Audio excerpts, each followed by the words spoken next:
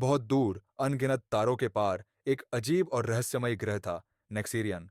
यह कोई साधारण जगह नहीं थी। ये एक ऐसा स्थान था जहां विज्ञान और जादू का मेल था, जहां हर चीज में शक्ति बहती थी। इस ग्रह पर रहने वाले लोग इंसानों जैसे नहीं थे।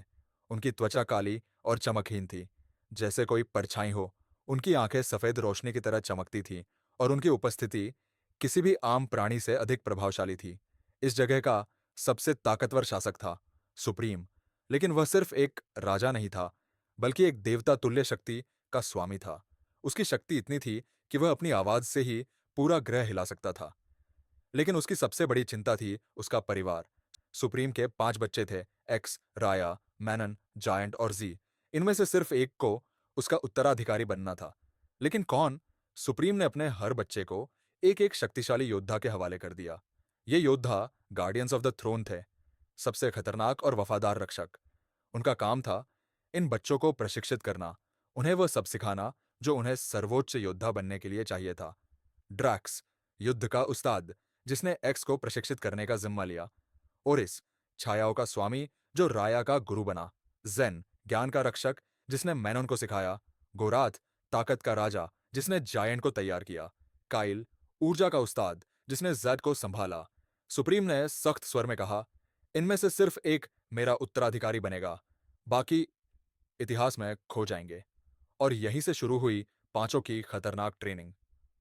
बाकी सभी बच्चे बचपन से ही अपनी शक्तियों का इस्तेमाल कर सकते थे, लेकिन एक्स के अंदर कुछ भी नहीं था। ना कोई ताकत, ना कोई खास क्षमता। वह बाकी सबकी तरह नहीं था, और इसी कारण सब उसे कमजोर समझते थे। एक्स एक मजाक है, राया ने हंसते हुए कहा। वो राजा बनने के लायक नहीं, मैनॉन ने ताना मारा। ड्रैक्स को गुस्सा आया। उसने एक्स को उठाकर सबसे खतरनाक जगह पर छोड़ दिया, एबिसल ग्राउंड्स। यह वह स्थान था जहां जाना मौत के समान था। अगर जिंदा बचा तो मैं तुझे सिखाऊंगा, ड्रैक्स ने कहा और चला गया। ग्राउंड्स कोई आम जगह नहीं थी।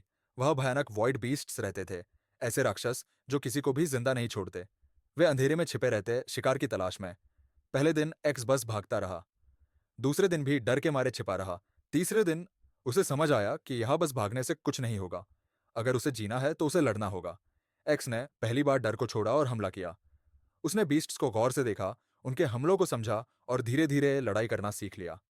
दर्द से ताकत तक। जब एक्स ग्राउंड से लौटा तो वह पहले जैसा नहीं था। अब वह दर्द से डरता नहीं था।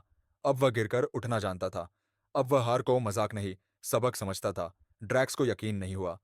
तू मर क्यों नहीं गया? उसने पूछा। एक्स ने सिर्फ इतना कहा, क्योंकि मैं कमजोर नहीं हूं। एक्स की असली ताकत जागी। ड्रैक्स ने अब असली ट्रेनिंग शुरू की। Immense power. एक्स को तब तक लड़वाया गया जब तक वह बेहोश नहीं हो जाता, लेकिन हर बार उठकर फिर लड़ना पड़ा। Inevitable speed. बदलते ग्रेविटेशन में एक्स को भागना, कूदना और दुश्मनों के हमले चकमा देना सिखाया गया।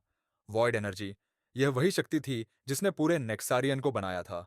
एक्स के अंदर भी यह शक्ति थी, लेकिन उसे इसे जगाना था। धीरे धीरे एक्स ने इस रहस्यमयी ऊर्जा को महसूस करना शुरू किया, और फिर उसने इसे अपने काबू में लेना सीख लिया। अब एक्स पहले जैसा नहीं था, अब वह एक योद्धा बन चुका था। ड्रैक्स ने कहा, अब तुझे साबित करना होगा कि तू सच में बदल गया है। मुझसे लड़, अगर हारा तो मर जाएगा।